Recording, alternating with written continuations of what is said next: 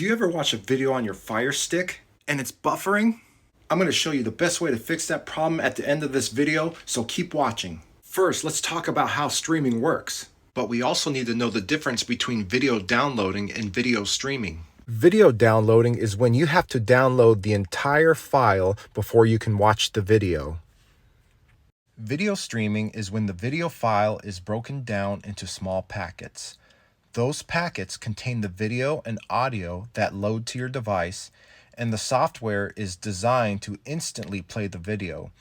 These packets continuously load to your device, allowing you to continue watching the video. If your device is not receiving the packets fast enough, the video will stop and buffer until enough data is received to play the video again. So let's try to figure out where the problem is coming from. Whenever you watch a video, that video is coming from a streaming service. The streaming service could be Netflix, Hulu, or whoever your streaming service provider is. These companies keep their video files on their servers. Since these are businesses that need to provide service to customers, their servers are very fast. The buffering issues are usually not caused by them. Then you have your ISP. Your ISP might be Cox, Charter, AT&T, or Comcast. Your internet speed depends on what speed your ISP provides and the speed you are paying for. If you are paying for slow internet speed, that could be the cause of your buffering issues. But what is slow? According to the Netflix website, HD streaming requires 3 megabytes per second. Full HD streaming requires 5 megabytes per second, and 4K or Ultra HD streaming requires 15 megabytes per second. When you have a router with many devices connected to it, your internet and router needs to be fast enough to support all those devices. With many devices connected to your router, your Fire Stick might not be receiving the data fast enough to play videos. So here's a website called highspeedinternet.com, and it asks you, how much internet speed do you need? So I'll start. The first question is, how many people in your household use the internet Wi-Fi on a daily basis? I'll put 5. So far it shows you only need 5 megabytes per second. So now I ask you, how many devices in your home connect to the internet, including tablets, gaming consoles, and smart devices? I'll put 10. Now it shows that you need 40 megabytes per second. Now it asks you, how many people in your household work from home? I'll put 2. Now I ask you, what video quality do you use for streaming TV and movies? Okay, and it shows like I don't stream video or HD or 4K. So if you're watching Fire Stick, you're probably, you doing HD or 4K. So I'm going to select HD. Now it shows you need 100 megabytes per second. I'll show you what happens if I select 4K instead. Now it shows you need 500 megabytes per second. I'm just going to go back and I'm going to leave it at HD. And then it asks you, how intensely does your household participate in online gaming? So you have 4 choices: no online gaming, casual and recreational, seriously competitive, professional level. So I'll show you casual and recreational. And still it shows that you need 100 megabytes per second. I'll try going back.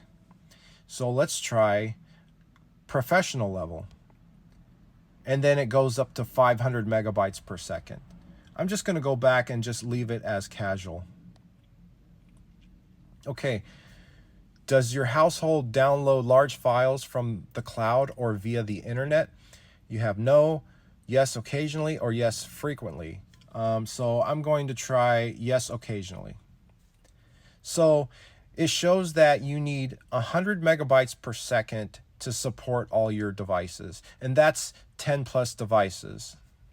I'll put a link in the description to that website, highspeedinternet.com. You can try it out to determine what your internet speed should be.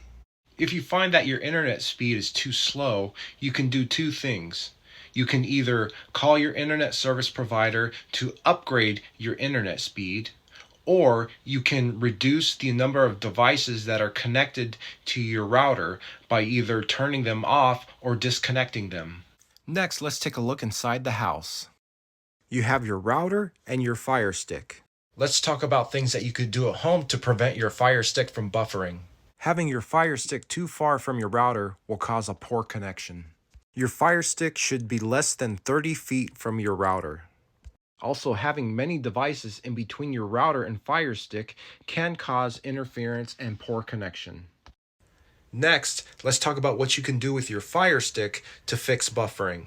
One thing that can slow down your Fire Stick is when you have a bunch of apps that are running in the background. One thing you can do is go to the App Store, search for an app called Background Apps and Process List. Install the app, and then open the app. This app will show you how many apps are running in the background. So what I can do is go to Close All Apps. This will load each app one at a time, and you just select Force Stop and then hit the back arrow and then do Force Stop and then hit the back arrow and do Force Stop again on the next one, and just keep doing that until you get through all the apps. And then now it shows all the apps are closed.